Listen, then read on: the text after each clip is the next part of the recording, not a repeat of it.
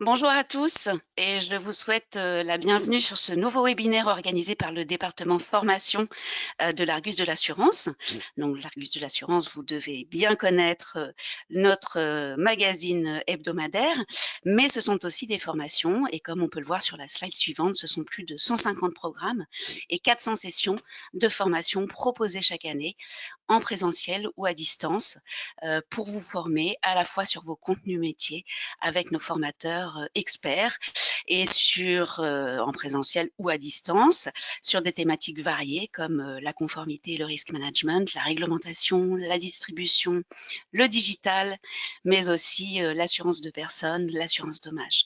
Et donc des formations totalement compatibles TDA pour quasiment 95% de ces programmes.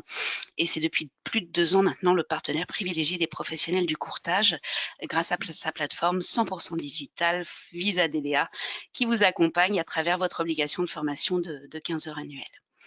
Nous avons donc des formations sur la protection sociale et notamment, je vous en ai mis une sur la slide suivante que vous pourrez retrouver sur notre site web sur l'actualité de la protection sociale complémentaire qui va nous intéresser ce matin.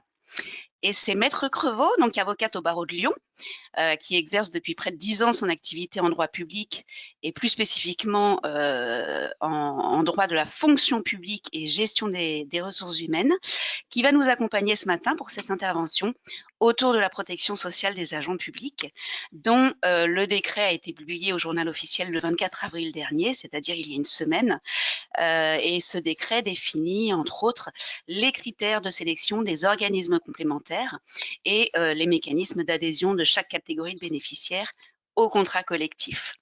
Donc, Maître Crevaux va nous accompagner pour décrypter ce décret. N'hésitez pas à poser vos questions tout au long du webinaire grâce au petit module de questions que vous devez avoir sur votre écran et je lui relayerai en fin d'intervention afin que nous essayions d'y répondre. Maître Crevaux, je vous laisse la parole, je vous remercie. Bon webinaire à tous et à tout à l'heure. Merci beaucoup. Bonjour à tous et merci d'être là ce matin pour effectivement aborder ensemble la protection sociale des agents publics, faire un petit focus sur l'actualité qui est assez riche en ce moment sur cette thématique. Donc aujourd'hui, on va quand même, parce que qui dit protection sociale complémentaire des agents publics, qui est le cœur même de l'actualité en ce moment, dit quand même petit rappel sur la protection sociale obligatoire des agents publics parce que les deux vont devoir s'articuler, notamment lorsqu'on va parler de prévoyance.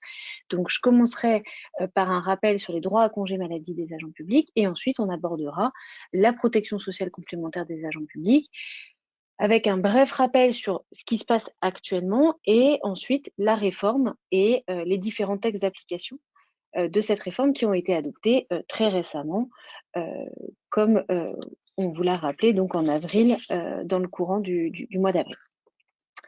Alors, la protection sociale, comme dans la fonction publique, d'accord, donc pour ce qui concerne les agents publics, on a la protection sociale obligatoire, c'est l'ensemble des droits à congé dont peuvent bénéficier les agents publics quand leur état de santé se voit dégradé, et la protection sociale complémentaire qui va être la participation financière de l'employeur public à la complémentaire santé et prévoyance des agents.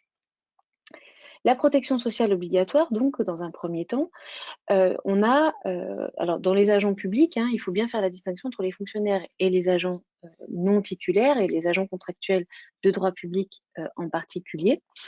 Je vous ai fait un rappel sur les deux types de congés qu'ils peuvent avoir parce que ça va être important, on le verra, pour bien calibrer en fait les offres liées à aux garanties prévoyance. Donc les droits à congé maladie des fonctionnaires, il faut d'abord faire une distinction entre le congé lorsque la dégradation de l'état de santé n'est pas liée à l'exercice des fonctions et les congés qui sont octroyés lorsque la dégradation de l'état de santé est en réalité liée à l'exercice des fonctions, est imputable au service. Je vous ai mis également les articles, si ça vous intéresse, du Code général de la fonction publique, parce que ça ne vous a sans doute pas échappé si vous traitez un peu avec les agents publics, que depuis le 1er mars, l'ensemble des dispositions législatives qui étaient contenues dans le statut général des fonctionnaires, donc la loi de 83, la loi de 84, de 86, a été codifiée. Elles ont toutes été codifiées dans un Code général de la fonction publique, ce qui a le mérite au moins de simplifier un petit peu les recherches, parce que tout a été fusionné pour les dispositions qui étaient similaires aux trois fonctions publiques. Avant de parler du congé en tant que tel, je vous rappelle simplement le jour de carence, donc qui est désormais applicable dans la fonction publique depuis le 1er janvier 2018 et qui conduit en fait à un maintien de la rémunération uniquement à compter du 2e jour de congé maladie, avec évidemment, comme pour toute bonne règle juridique, énormément d'exceptions, notamment en cas de situs, donc lorsque le congé est imputable au service, mais on l'a vu très récemment dans le cadre du Covid, où en fait le législateur est venu suspendre en fait l'application de ce jour de carence pour éviter que les agents soient pénalisés du fait à chaque fois d'être en congé maladie en lien avec la Covid-19. Alors, pour rentrer un petit peu plus dans le détail, vous avez donc les congés lorsque la dégradation de l'état de santé n'est pas liée à l'exercice des fonctions. Et là, on va distinguer 3 congés distincts pour les fonctionnaires, toujours. Le congé de maladie ordinaire, le congé de longue maladie et le congé de longue durée. Le congé de maladie ordinaire, c'est lorsque vous avez une maladie qui est dûment constatée et qui rend impossible pour l'agent de se rendre et d'exercer ses fonctions. C'est voilà, sur la base d'un certificat médical, l'agent ne peut plus exercer ses fonctions pour une durée déterminée. Ce congé de maladie ordinaire va pouvoir durer 1 an pendant une période de 12 mois consécutive et l'obligation statutaire de l'administration, c'est de lui maintenir son traitement, son plein traitement pendant 3 mois et un demi-traitement pendant 9 mois. D'accord ? Et là, on parle bien que de traitement, c'est-à-dire que l'obligation légale ne porte que sur le traitement. Pour le régime indemnitaire, vous devez avoir une décision en parallèle qui, donc le régime indemnitaire, c'est tout ce qui est les primes, en principe le RIF7 désormais. C'est toutes les primes qui s'ajoutent à ce traitement qui, lui, est fixé par voie de décret. L'obligation légale ne porte que sur le traitement, donc plein traitement et demi-traitement. Ensuite, par exemple, dans la fonction publique territoriale, vous allez devoir avoir une délibération qui vient dire si le régime indemnitaire suit le traitement pour ce qui concerne les congés de maladie. Donc notamment, s'il y a plein traitement, il y a plein régime indemnitaire. Mais ça, il vous faut une décision en parallèle qui vient prévoir ça, en plus de l'obligation légale de maintien du traitement. Congé de longue maladie, là, donc CLM, là on passe à une maladie qui est encore une fois dûment constatée, qui donne lieu à un certificat médical avec un arrêt de travail, mais on a une affection là qui nécessite des traitements et des soins prolongés et qui présente un caractère invalidant et de gravité confirmée. Donc là, il faut que les éléments médicaux mettent en avant ce caractère invalidant et de gravité confirmée. Et dans ces cas-là, le congé de longue maladie est octroyé pour 3 ans, avec une obligation légale de maintien de rémunération à plein traitement pendant 1 an et à demi-traitement pendant 2 ans. Et enfin, on va retrouver le congé de longue durée, où là, ce sont des affections, des pathologies qui sont strictement énumérées par les textes. Donc c'est tuberculose, maladie mentale, affection cancéreuse, poliomyélite ou déficit immunitaire grave et acquis. Et dans ce cas-là, lorsque l'agent est atteint de ce type de pathologie, il bénéficie de ce congé pendant une durée de 5 ans, attribué à l'issue de la période de plein traitement d'un congé de longue maladie. Ça veut dire que l'agent va pouvoir bénéficier à la fois d'un congé de longue maladie pendant 1 an, donc de son plein traitement, et ensuite de son congé de longue durée. Dans tous les cas, en plus du traitement, est maintenu le supplément familial de traitement, donc qui est une indemnité qui est versée en fonction de la situation familiale de l'agent, donc du nombre d'enfants qu'il a à charge au sein de son foyer, et le maintien de l'indemnité de résidence qui, quant à elle, est versée en fonction de la zone géographique d'affectation de l'agent public. Donc là, on vient de voir les congés lorsque l'état de santé n'est pas lié à l'exercice des fonctions, d'accord? Donc l'agent en fait voit son état de santé se dégrader, mais sans qu'il n'y ait aucun lien avec les fonctions qu'il exerce pour la collectivité ou l'administration. Et en parallèle, vous avez un congé pour invalidité temporaire imputable au service, ou CITIS, c'est plus simple, qui lui va être octroyé lorsque la dégradation de l'état de santé de l'agent, l'incapacité temporaire de travail, est liée à un accident de travail, un accident de trajet ou une maladie professionnelle. Donc là, on est bien, il y a un lien direct entre la dégradation de l'état de santé et les fonctions exercées par l'agent au sein de l'administration.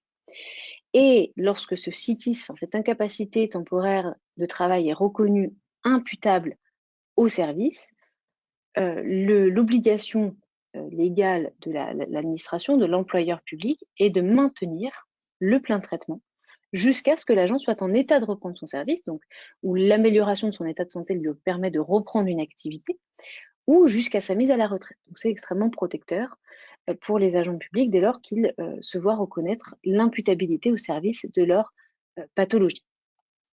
En plus de ce plein de traitement, l'administration va devoir prendre en charge tous les honoraires médicaux et les frais qui seront directement entraînés par la maladie ou l'accident, afin qu'en fait, toutes les conséquences, en tout cas pécuniaires, de l'accident de travail ou de la maladie professionnelle ne soient pas à la charge de l'agent parce que finalement, la dégradation de son état de santé est uniquement liée à l'exercice de ses fonctions. Pour aller un petit peu plus loin, un bref rappel sur ce qu'est l'accident de service, l'accident de trajet et la maladie professionnelle.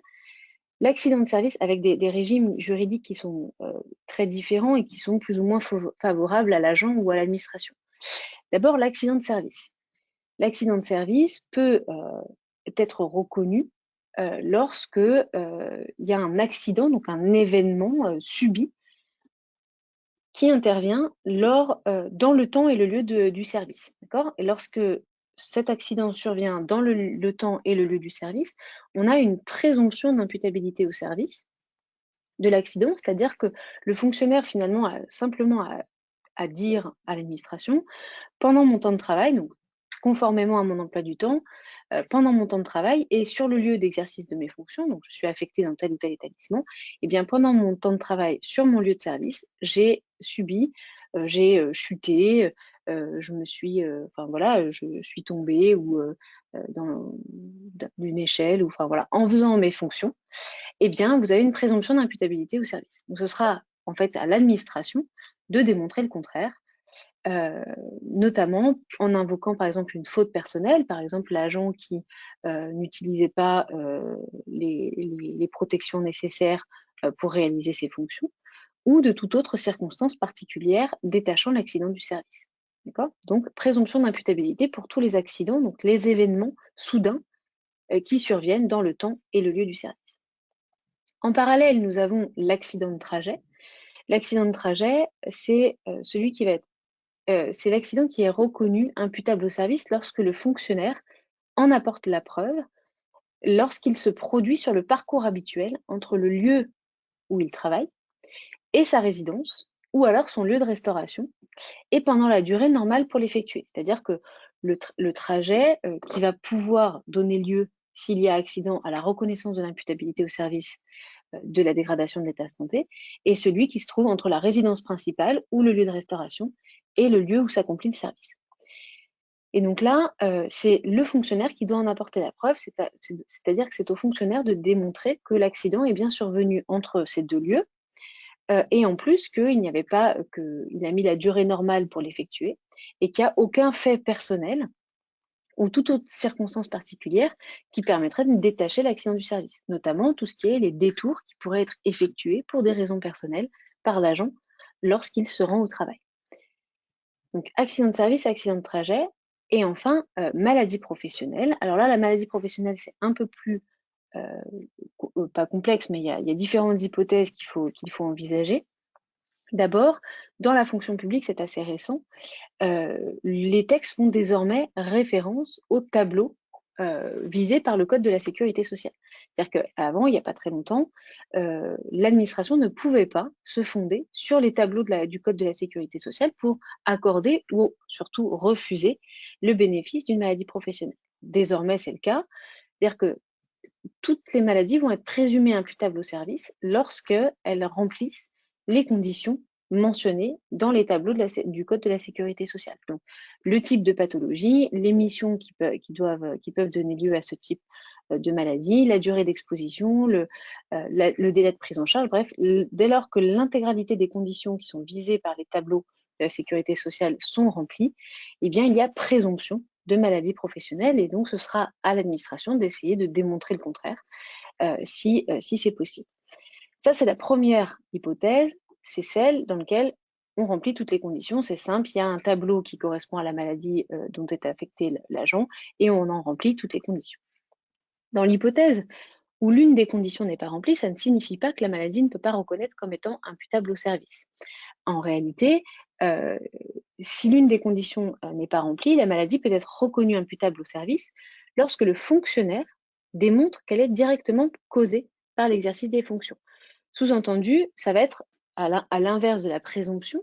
Dans cette deuxième hypothèse, c'est le fonctionnaire qui va devoir faire la démonstration, apporter la preuve que sa maladie est directement causée par l'exercice des fonctions. Sous-entendu, il va dire, bah voilà, moi je remplis telle et telle condition, il y en a une qui n'est pas remplie, mais je vous apporte d'autres éléments pour vous démontrer qu'elle est directement causée par l'exercice de mes fonctions. Et enfin, troisième hypothèse, ce n'est pas parce que la maladie n'est pas prévue par un des tableaux de maladie professionnelle qu'elle ne peut pas être reconnue comme d'origine professionnelle. Parce que, évidemment, toutes les pathologies possibles ne sont pas prévues par des tableaux. C'est le cas notamment des maladies psychologiques, d'accord, tout ce qui est burn-out, par exemple. Et donc, celle-ci n'étant pas prévue, ça ne fait pas obstacle à ce que l'agent puisse bénéficier d'un CITIS. Mais il n'y aura pas de présomption. Il faudra en fait que ce soit lui qui établisse qu'elle est essentiellement et directement causée par l'exercice des fonctions, première condition. Donc essentiellement, ça ne veut pas dire exclusivement. Ça veut dire que l'agent, par exemple, pour une dépression ou un burn-out, n'a pas besoin de démontrer qu'il n'y a que le travail qui affecte son état psychologique. D'accord ? Il peut y avoir des causes extérieures, étrangères au service, qui viennent aggraver, on va dire, la dégradation de l'état de santé. Mais voilà, c'est pas, il faut que ça soit essentiellement causé par les fonctions, mais pas exclusivement. Et donc directement causé par l'exercice des fonctions. Et deuxième condition, qu'elle entraîne une incapacité permanente d'au moins 25%. C'est-à-dire que l'agent doit démontrer que la dégradation de son état de santé entraîne une incapacité d'au moins 25%, donc par le biais d'avis médicaux ou des experts ou des comités qui vont être saisis tout au long de la procédure. Et donc, dans ces trois cas, si l'agent apporte la démonstration ou en tout cas démontre la présomption d'accident de service ou de maladie professionnelle, eh bien, il bénéficiera d'un CITIS.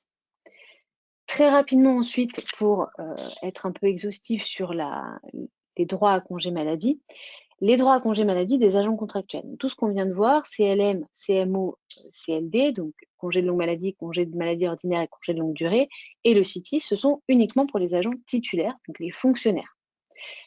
En parallèle, vous avez une bonne partie aussi des effectifs des agents des administrations qui sont des agents contractuels qui, eux, sont soumis à un régime différent qui est prévu par décret. Donc, on va retrouver trois congés: congé de maladie, congé de grave maladie et congé pour accident de travail ou maladie professionnelle. À chaque fois, je vous ai mis l'article du décret qui correspond en fonction de la fonction publique, parce que au 1er mars, lors de la codification en fait du statut général, des grandes lois régissant les droits et obligations des fonctionnaires, toute la partie législative a été codifiée, mais pas la partie réglementaire, parce que la partie réglementaire est beaucoup plus longue, c'est beaucoup plus fastidieux, parce qu'il y a beaucoup plus de textes, et donc on est toujours en attente de cette codification réglementaire. Donc en attendant cette codification, vous avez encore toujours les décrets qui sont en vigueur et qui viennent régler pour chaque fonction publique le sort des agents contractuels. Mais là encore, à chaque fois, les dispositions sont similaires, mais je vous ai au moins rappelé pour chaque fonction publique où est-ce que vous pouviez trouver le fondement juridique. Donc, tout d'abord, les agents contractuels peuvent bénéficier d'un congé de maladie. C'est un congé de maladie qui se rapproche du congé de maladie ordinaire pour les fonctionnaires, qui va être octroyé pendant une période de 12 mois consécutifs, lorsque l'agent, par la production d'un arrêt de travail, d'un certificat médical, démontre qu'il est dans la capacité de continuer à exercer ses fonctions. Et donc, dans ce cas-là, il va y avoir un maintien de la rémunération qui est prévu par le texte, et la durée du maintien de cette rémunération va être fonction de l'ancienneté de l'agent. Donc, après 4 mois, vous avez 1 mois à plein traitement et 1 mois à demi-traitement. Et après 2 ans de service, 2 mois à plein traitement et 2 mois à demi-traitement. Et après 3 ans de service, 3 mois à plein traitement et 3 mois à demi-traitement. Ce qui signifie qu'au-delà de 3 ans de service, vous ne pourrez pas aller plus loin que 6 mois de maintien de rémunération. Mais vous pouvez quand même avoir 12 mois consécutifs de congé maladie, donc 1 an de congé maladie, sauf que la rémunération, le maintien de la rémunération, donc l'obligation légale, va se terminer beaucoup plus rapidement que pour les agents titulaires, ce qui sous-entend que pour, notamment, comme on le verra tout à l'heure, pour la prévoyance, il va falloir s'adapter, c'est-à-dire que vous ne pouvez pas avoir la même offre que vous concerniez les fonctionnaires ou les agents contractuels dès lors que l'obligation légale des administrations n'est pas la même. Au-delà de ce congé de maladie, vous retrouvez le congé de grave maladie. Le congé de grave maladie, il va être octroyé uniquement lorsque l'agent justifie déjà de 3 ans de service. Donc, avant 3 ans de service, l'agent ne peut pas bénéficier d'un congé de grave maladie. C'est l'équivalent en fait du congé de longue maladie chez les agents titulaires, c'est dans le cas d'une affection dûment constatée, évidemment, qui rend impossible l'exercice des fonctions et qui va nécessiter des traitements et des soins prolongés et présenter un caractère invalidant et de gravité confirmée. Lorsque l'agent fait la démonstration qu'il est atteint de ce type de pathologie, il va pouvoir bénéficier de ce congé de grave maladie pendant une durée de 3 ans, avec une obligation pour l'administration de lui maintenir son plein traitement pendant une durée d'1 an, puis un demi-traitement pendant les 2 ans suivants. Donc là, on est sur une protection, enfin une garantie qui est renforcée lorsque l'agent a une pathologie grave et invalidante. En parallèle de ces deux congés, congé de maladie, congé de grave maladie, vous avez le congé pour accident de travail ou maladie professionnelle, où là, un peu comme pour les fonctionnaires, l'agent va pouvoir bénéficier d'un congé pendant toute la durée d'incapacité de travail et jusqu'à la guérison complète, la consolidation de la blessure ou le décès. C'est-à-dire que à l'instant où il y a une évolution de l'état de santé, soit en bien parce qu'il va pouvoir reprendre ses fonctions, parce qu'il est guéri, soit la consolidation de la blessure, soit le décès de l'agent. Donc ça, c'est le placement en congé, c'est-à-dire c'est la situation dans laquelle va être placé l'agent contractuel. Il va être en congé pour AT ou MP. En revanche, à l'inverse des fonctionnaires qui, eux, bénéficient, comme on l'a vu, d'un maintien de la rémunération tout le long de leur congé, eh bien pour les agents contractuels, bénéficient d'une protection qui est moindre et qui va être liée à leur ancienneté au sein de la collectivité ou de l'administration. Donc dès son entrée en fonction, l'agent va pouvoir bénéficier d'1 mois à plein traitement. Après 1 an de service, c'est 2 mois à plein traitement, et après 3 ans de service, c'est 3 mois à plein traitement. Mais ce qui signifie qu'après 3 mois, même si l'agent n'est toujours pas en mesure de reprendre l'exercice de ses fonctions, eh bien, il ne percevra plus cette rémunération qui est prévue par les textes. Alors, on a fait le tour de la protection sociale obligatoire pour bien refixer les bases. Et donc, on va pouvoir passer maintenant à la protection sociale complémentaire des agents publics, qui vient donc se cumuler avec cette protection sociale obligatoire et renforcer en fait la protection dont peuvent bénéficier les agents lorsque leur état de santé se dégrade. La protection sociale complémentaire, au départ, contrairement à ce qui était prévu dans le droit privé, donc pour les salariés, n'était qu'une participation financière facultative de l'employeur public pour les agents et retraités qui adhéraient à des règlements ou souscrivaient des contrats garantissant la mise en œuvre de dispositifs de solidarité entre les bénéficiaires. Donc c'était l'article 22 bis de la loi de 83 qui prévoyait ça, et ça restait complètement facultatif, avec des décrets d'application uniquement en plus dans la FPE et la FPT.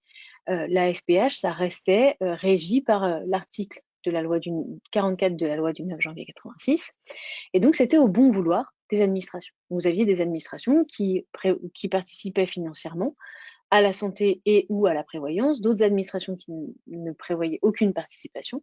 Et donc, ça va être le constat qui a mené à cette réforme, avec une disparité entre les agents publics en termes de prise en charge ou non prise en charge, et ensuite, quand les administrations prenaient en charge, une disparité en termes de montant de participation de l'employeur public. Cette participation financière se faisait pour les garanties santé et ou prévoyance, et c'était uniquement pour les règlements ou contrats conclus auprès d'organismes bien spécifiques qu'on va retrouver, y compris maintenant avec la réforme, les mutuelles et unions de mutuelles, les institutions de prévoyance et les entreprises d'assurance. Je vous ai également fait un petit rappel de ce qui se passait avant, et en même temps, c'est toujours un peu en cours. Alors pour la fonction publique de l'État, on va le voir, la procédure a été changée avec ce décret qui vient de paraître en avril. Mais voilà, je trouvais intéressant quand même qu'on remette un peu les bases pour voir un petit peu ce qui a changé et ce qui va devoir être retravaillé par les administrations et aussi par les organismes qui souhaiteront proposer des contrats pour les agents publics. Dans la fonction publique de l'État, c'était un décret de 2007, précisé par une circulaire du 27 juin 2016, où on avait une sélection des organismes, donc ceux qu'on vient de lister, donc mutuelles, institutions de prévoyance, entreprises d'assurance, où dans la fonction publique de l'État, il n'y avait qu'une procédure de référencement. C'était en fait l'employeur public, fonction publique relevant de la fonction publique de l'État, qui faisait une espèce de procédure de mise en concurrence qui ne relevait pas, et ça c'est important de le noter parce que c'est une des modifications qui est apportée par le décret, qui ne relevait pas en fait des marchés publics et du code de la commande publique. C'est une procédure de référencement avec toute la procédure était prévue par le décret avec voilà une publication d'un avis un avis d'appel d'offres avec voilà les effectifs des agents qui étaient concernés, le type de garantie qu'on voulait mettre en œuvre, les conditions qu'il fallait respecter. Et les candidats, les organismes pouvaient présenter une offre avec leurs tarifs, les limites d'âge, d'évolution du tarif, le respect du principe de solidarité et la maîtrise du dispositif envisagé. Et ensuite, vous aviez tout un tas de critères qui étaient prédéfinis sur lesquels pouvait se fonder l'employeur public pour ensuite sélectionner les offres qui étaient les plus pertinentes.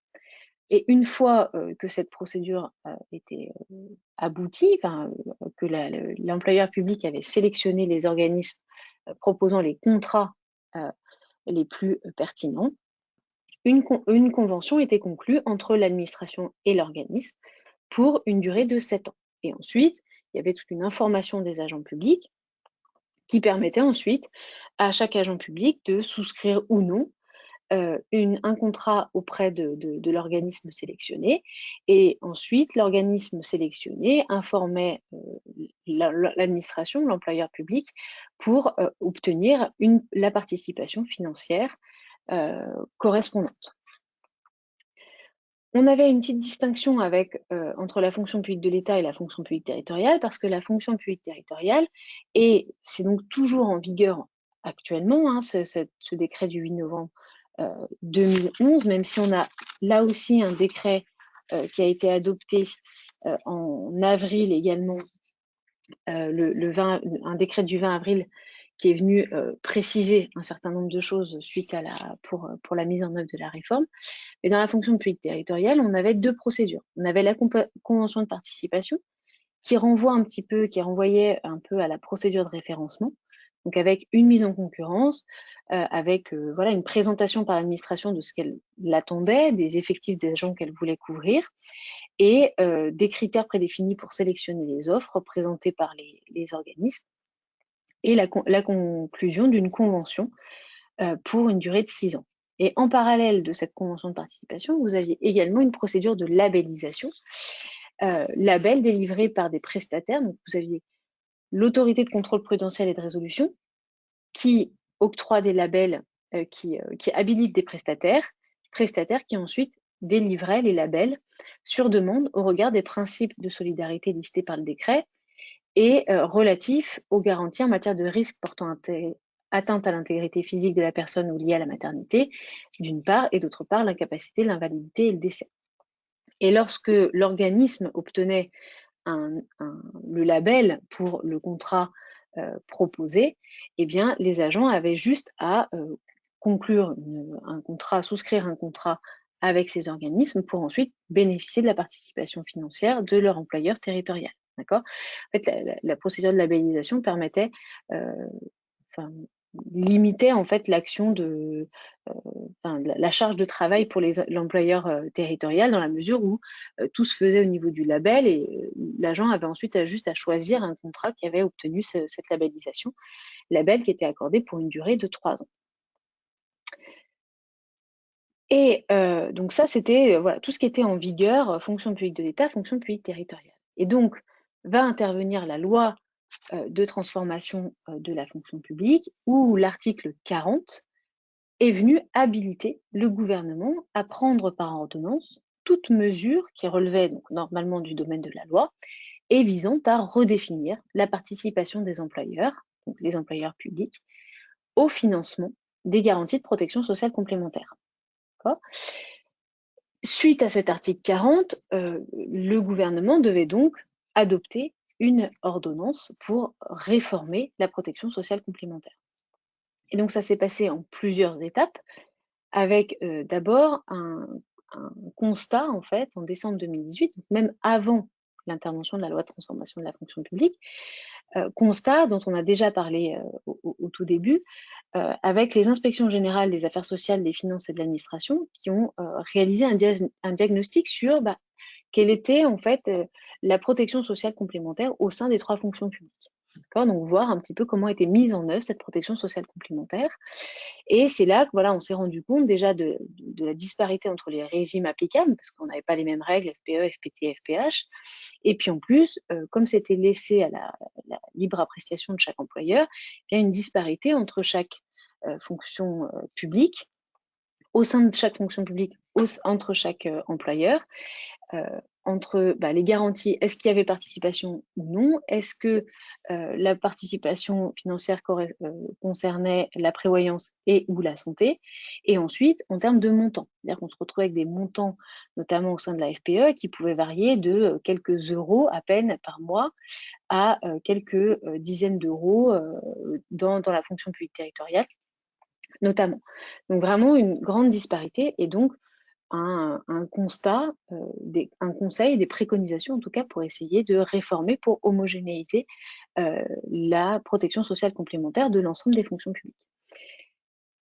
Il y a eu différentes réunions avec les organisations syndicales. Le Conseil commun de la fonction publique qui a été également saisi l'année dernière, et l'année dernière, en 17 février 2021, une ordonnance qui a été adoptée relative à la protection sociale complémentaire dans la fonction publique. Cette réforme, cette ordonnance est venue modifier l'article 22 bis de la loi du 13 juillet 83, qui est désormais codifié au sein du Code général de la fonction publique. Et qu'est-ce que prévoit cette ordonnance? Elle prévoit d'abord une obligation de participation au financement des garanties de protection sociale complémentaire santé. Donc ça veut dire qu'on passe d'un régime qui est facultatif à un régime qui va être obligatoire, à l'instar de ce qui peut se passer au sein pour les salariés prévus par le Code du travail. Les garanties santé couvrent les frais occasionnés par une maladie, une maternité ou un accident restant à la charge de l'agent après remboursement par la sécurité sociale.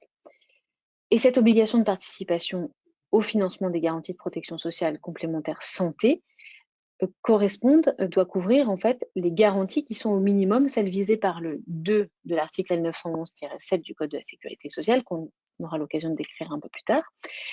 Et l'article 22 bis, désormais codifié, vient prévoir que le montant de la participation doit être au moins égal à la moitié du financement nécessaire à la couverture des garanties minimales.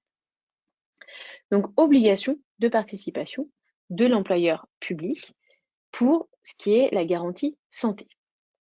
En revanche, l'ordonnance, la réforme, maintient plutôt la participation facultative pour les garanties prévoyantes. C'est-à-dire que pour la santé, pas de choix, obligation de prendre en charge au moins à hauteur de la moitié du financement nécessaire pour la couverture des garanties minimales, mais cela reste facultatif pour les garanties prévoyance qui couvrent d'une part les agents contre les pertes de revenus liées à leur incapacité de travail, inaptitude ou invalidité, et d'autre part les ayants droit en cas de décès de l'agent.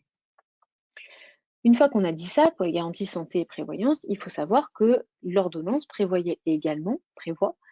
que une place très importante au dialogue social. C'est-à-dire qu'en fait, après, chaque employeur pouvait déterminer, après après négociation avec les organisations syndicales, la signature d'un accord qui pouvait prévoir la participation obligatoire de l'employeur au financement des garanties prévoyantes, c'est-à-dire aller plus loin que le texte en prévoyant l'obligation pour l'employeur de participer financièrement à la couverture de la garantie prévoyance.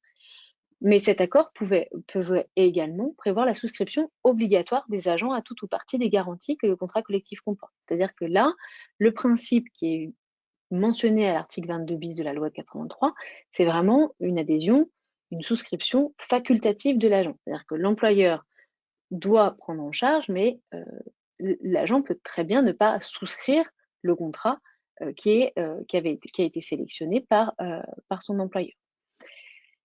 Contrat à caractère collectif ou individuel sélectionné par l'employeur après mise en concurrence. Donc, on garde ce concept de sélection, de transparence, de procédure de mise en concurrence pour sélectionner les contrats proposés par les différents organismes.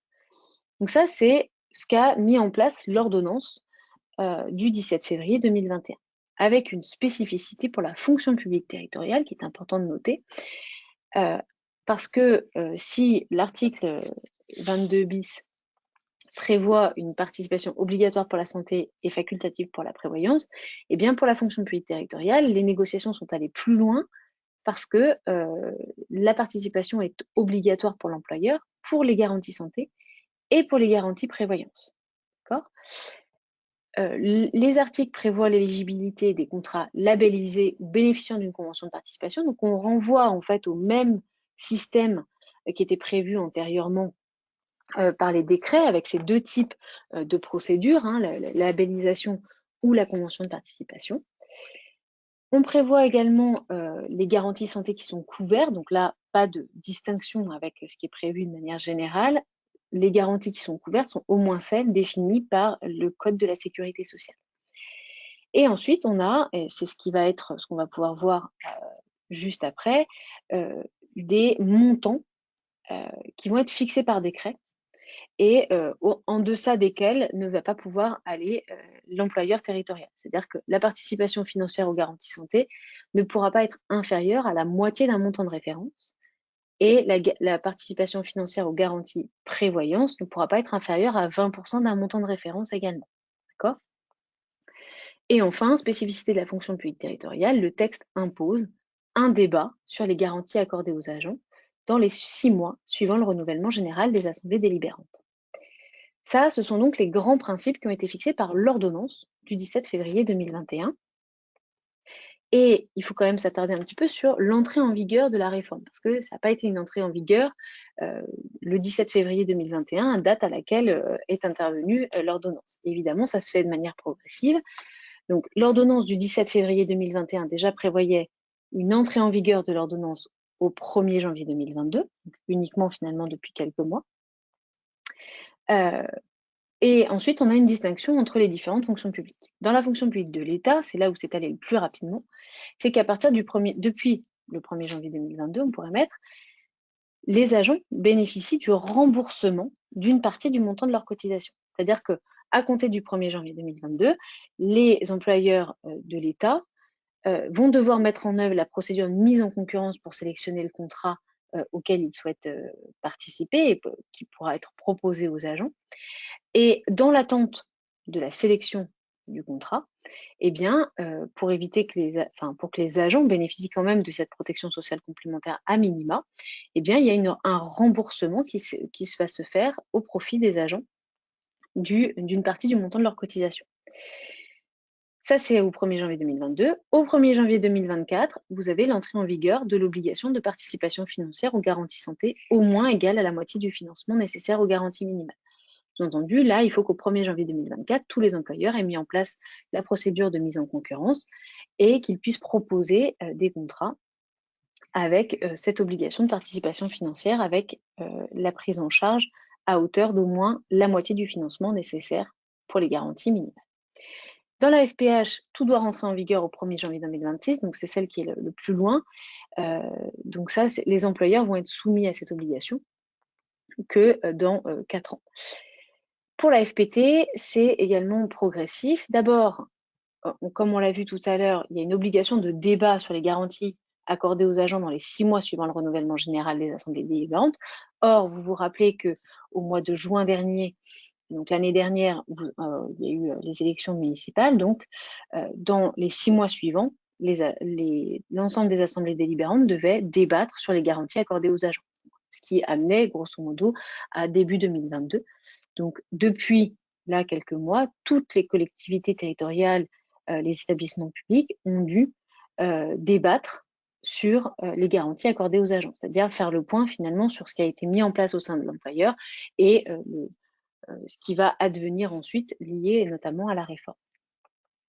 Ensuite, 2 dates importantes, 1er janvier 2025, où là on a l'entrée en vigueur de l'obligation de participation financière aux garanties prévoyance à hauteur de 20%, d'accord?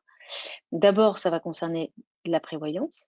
Et au 1er janvier 2026, c'est la garantie santé qui va devoir entrer en vigueur avec cette obligation de couvrir à minima les garanties du Code de la sécurité sociale avec une participation au moins égale à la moitié du montant de référence.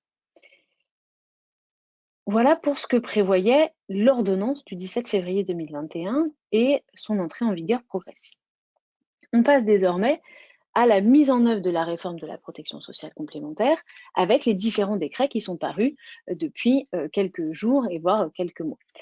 Donc, dans la fonction publique de l'État, assez rapidement, d'abord, vous aviez ce décret du 8 septembre 2021 pour mettre en œuvre cette obligation de remboursement d'une partie du montant des cotisations de protection sociale complémentaire qui était à la charge des agents. C'est-à-dire que les agents, quand l'employeur public n'avait pas mis en place une procédure de référencement et n'avait pas conclu de convention avec un organisme en particulier, eh bien, tous les agents avaient sans doute souscrit de leur côté une mutuelle pour prendre en charge justement les frais occasionnés par une maternité, une maladie ou un accident. Eh bien, ce décret du 8 septembre 2021 prévoit que dans l'attente de la mise en œuvre de la procédure de sélection des organismes, les fonctionnaires titulaires ou stagiaires, les agents contractuels de droit public et de droit privé, les magistrats, les militaires, les ouvriers de l'État, sous réserve qu'ils soient employés évidemment par un employeur public de l'État, bénéficient d'un remboursement de 15 € par mois. C'est-à-dire que l'agent, en fait, lorsqu'il est dans l'une des positions citées par le décret, donc l'activité, le congé de mobilité, le congé parental, le détachement, et qu'il justifie d'avoir conclu avec une mutuelle, une institution de prévoyance ou une entreprise d'assurance et qu'il joint en fait une attestation de cet organisme, eh bien, il va bénéficier du remboursement de 15 € par mois sur sa paye chaque mois par son employeur. Mais ça, c'est dans l'attente en fait de la sélection des organismes par l'employeur public pour se mettre en conformité avec l'obligation de participation financière à la protection sociale complémentaire. Au-delà de ça, donc ça c'est un peu voilà, pour patienter le temps que la réforme se mette en place et soit appliquée par l'ensemble des employeurs avec cette sélection des organismes.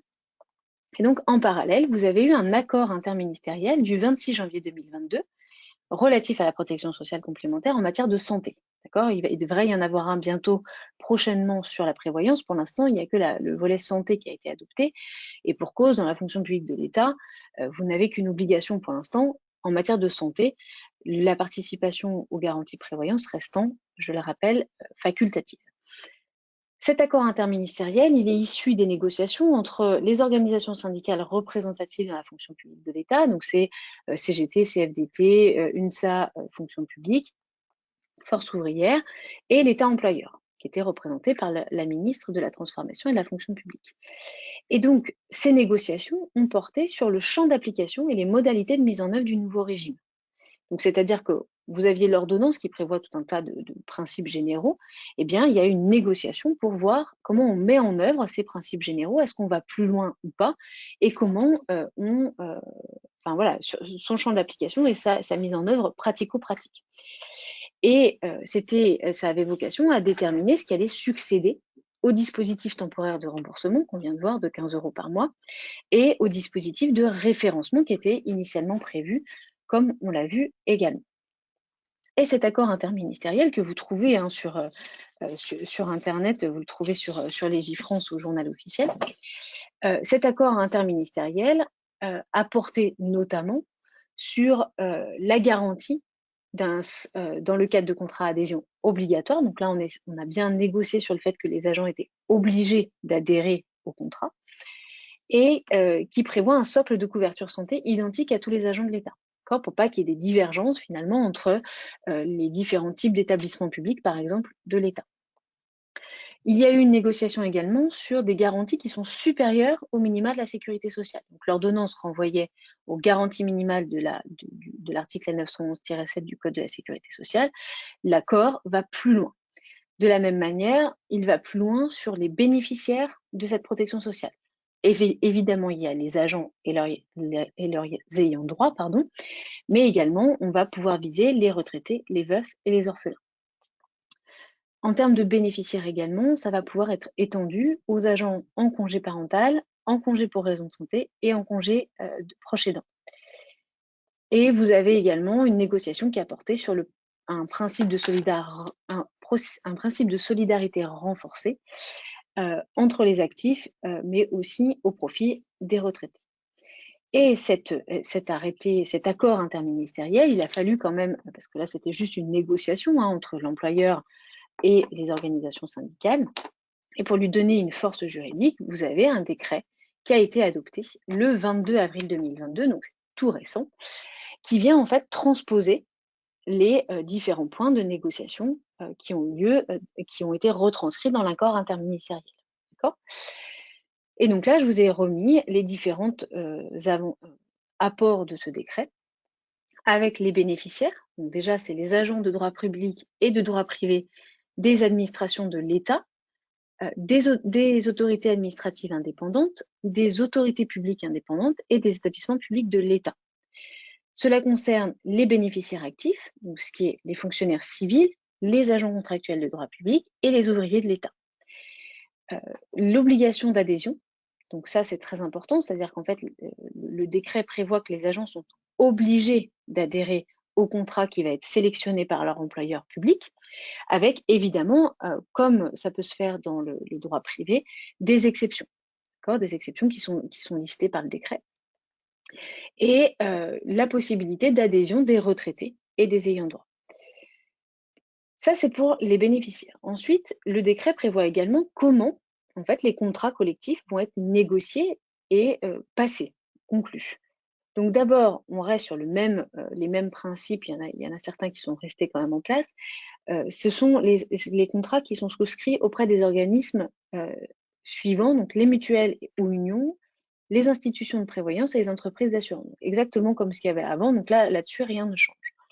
Autre élément qui est prévu, et qui change par rapport à ce qui était prévu avant, c'est-à-dire que le décret ne prévoit pas, à la différence de ce qui se passait avant, le décret ne prévoit pas de procédure à part entière, il ne fait que renvoyer cette fois-ci à la procédure prévue par le Code de la commande publique, et notamment les procédures qui sont pour les marchés ayant pour objet des droits sociaux.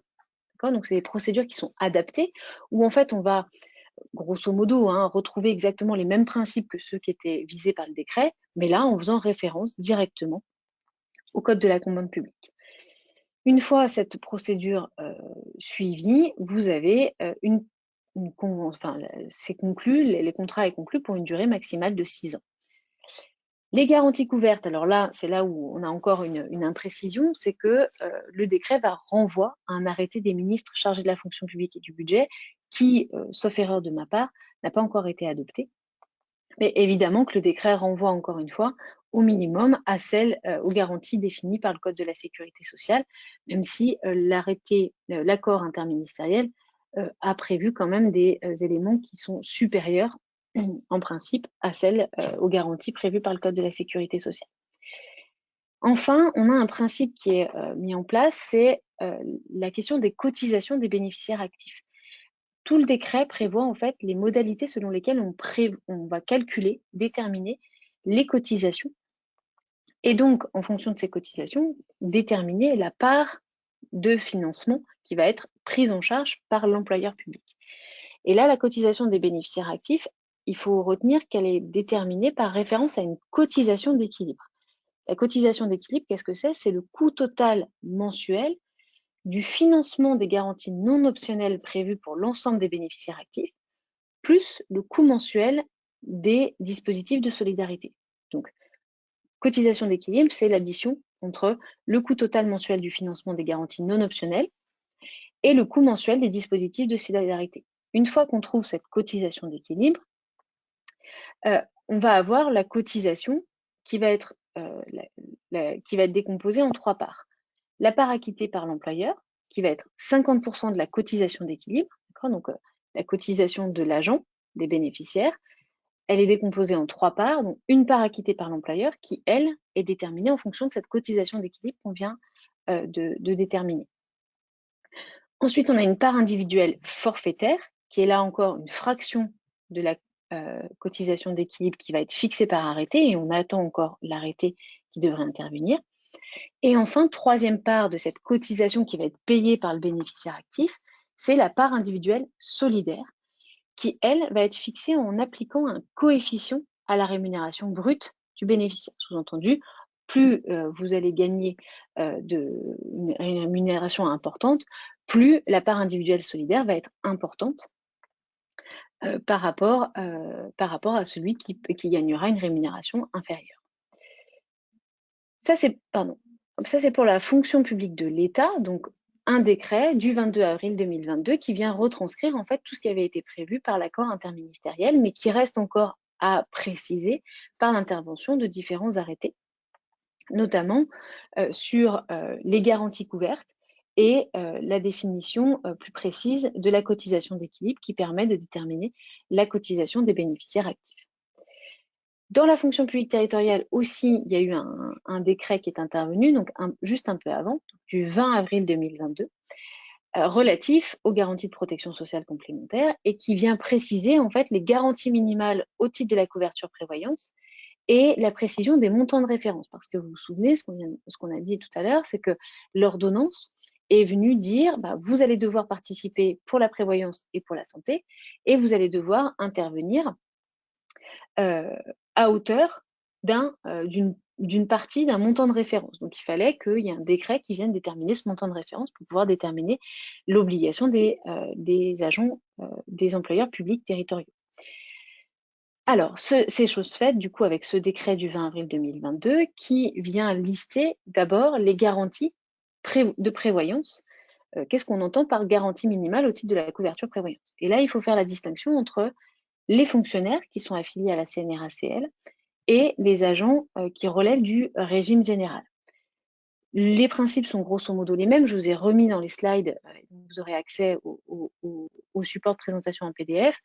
L'idée, c'est que le minimum pour le risque incapacité temporaire de travail, c'est une rémunération nette équivalente à 90% du traitement indiciaire, de la nouvelle bonification indiciaire et 40% du régime indemnitaire net. D'accord? Évidemment, déduction faite des montants correspondant aux garanties statutaires versées par l'employeur. Sous-entendu, il faut bien prendre en compte le fait que pour un fonctionnaire, par exemple, en fonction du congé maladie auquel il a le droit, eh bien, va bénéficier du maintien obligatoire et légal de son traitement ou son demi-traitement. D'accord? Pour le risque invalidité, il s'agira d'une rente qui garantira une rémunération équivalente à 90% du traitement net de référence, sous réserve d'avoir été mis à la retraite pour invalidité et de ne pas avoir atteint l'âge mentionné au Code de la sécurité sociale. Et son montant est augmenté de toute autre prestation ou indemnité et ne peut excéder 90% du traitement net de référence pris en compte le jour de la prise en charge par l'organisme d'assurance.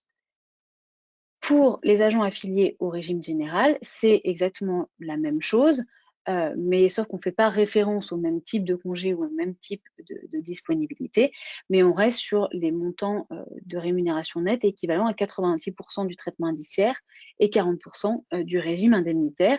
Là encore, déduction faite des montants correspondant aux garanties statutaires qui sont prévues par les décrets. Ça, c'est pour le risque incapacité temporaire de travail.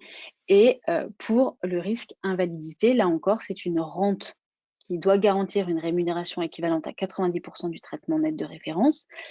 Mais là, à la différence des fonctionnaires où il y a une invalidité avec une admission à la retraite pour invalidité, là, on fait référence évidemment au code de la sécurité sociale avec une invalidité, avec un classement en deuxième ou troisième catégorie, soit justifié d'un taux d'incapacité au moins égal à 66% en cas de maladie professionnelle ou d'accident de travail. Pour la prévoyance, on a une entrée en vigueur, je vous le rappelle, à compter du 1er janvier 2025, avec une participation mensuelle qui peut être inférieure à 20% d'un montant de référence qui est fixé à 35 euros. Ça veut dire que l'obligation légale de l'employeur territorial au 1er janvier 2025, ce sera de participer à 20% de 35 euros. Pour les garanties santé, là, il n'y a pas de surprise, enfin d'apport spécifique par le décret sur les garanties couvertes. On est toujours celles définies au 2 de l'article L911-7 du Code de la sécurité sociale que je vous ai remis. L'apport principal de ce décret, c'est qui est relatif aux garanties santé qui entrent en vigueur au 1er janvier 2026. L'apport principal de ce décret, c'est de dire que la participation mensuelle ne peut être inférieure à la moitié d'un montant de référence qui est fixé à 30 euros. Donc, à compter du 1er janvier 2026, les employeurs territoriaux devront participer au moins à hauteur de 15 euros par mois sur les garanties, pour les contrats souscrits pour couvrir la garantie santé. Voilà, c'était un petit peu rapide sur la fin. J'en ai terminé. On peut passer peut-être aux quelques questions s'il y en a eu. Je vous remercie de votre attention. Ouais, c'est nous qui vous remercions, Maître Crevaux, pour cet exposé tout à fait clair et complet, malgré effectivement le format réduit. Nous avons eu effectivement quelques questions. En slide 8, en début d'intervention, vous avez parlé des 3 types de congés, le congé de maladie ordinaire, le congé de longue maladie et le congé de longue durée. Et nous avons une question sur le fait, excusez-moi si vous y avez répondu entre-temps, mais est-ce qu'on peut cumuler les indemnités des 3 congés, ce qui ferait au final une prise en charge de 9 ans si l'état de santé de l'agent en découle?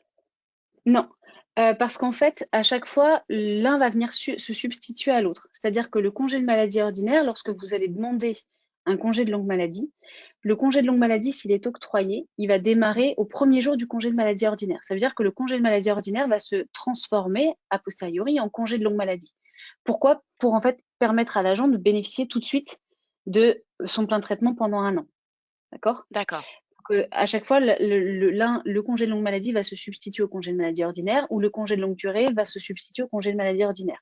En revanche, entre le congé de longue durée et le congé de longue maladie, le congé de longue durée, s'il est octroyé après un congé de longue maladie, il va débuter après le plein traitement du congé de longue maladie. Sous-entendu, l'agent va pouvoir avoir 1 an de plein traitement, congé de longue maladie, puis 3 ans de plein traitement, congé de longue durée, et ensuite 2 ans de demi-traitement. D'accord. Et alors j'ai 2 questions peut-être un petit peu techniques, mais on va voir si on peut y répondre malgré tout. Est-ce que vous avez une idée du nombre d'agents concernés par la réforme versant et par ministère pour la fonction publique d'État et du nombre de structures concernées? Aucune idée. C'est extrêmement important. On est sur Ouais, plusieurs. Alors, il me semble avoir vu dans les rapports et tout ça, je crois qu'on est sur 2,5 millions d'agents pour la fonction d'accord. publique de l'État, d'accord, pour le contrat. Après, vous dire combien de structures ça concerne, Ouais, aucune idée. ouais, Voilà. d'accord. Mais je crois Non, que non, c'est mais c'est vrai. 2,5 millions d'agents. Je crois que ça relève de. Vous avez eu un communiqué de presse qui a accompagné l'accord interministériel qui, je crois, renvoie à des chiffres plus précis. Très bien, merci beaucoup. Et puis, on va prendre une dernière question dans la minute qui nous reste. Est-ce que la portabilité est applicable à ces populations en cas de rupture du contrat de travail? Oui, effectivement, c'est ce qui a été notamment prévu par l'accord interministériel, mais qui, je crois, sauf erreur, n'est pas reprévu par le décret. C'est effectivement lorsque l'agent cesse son travail quitte la fonction publique de l'État, Mmh. c'est comme pour les retraités, il va y avoir effectivement ce système de portabilité le temps que l'agent soit potentiellement soumis à un autre régime, notamment s'il rejoint le droit privé. Donc oui, tout à fait. D'accord, très bien. Maître Crevaux, je vous remercie encore infiniment pour cette intervention.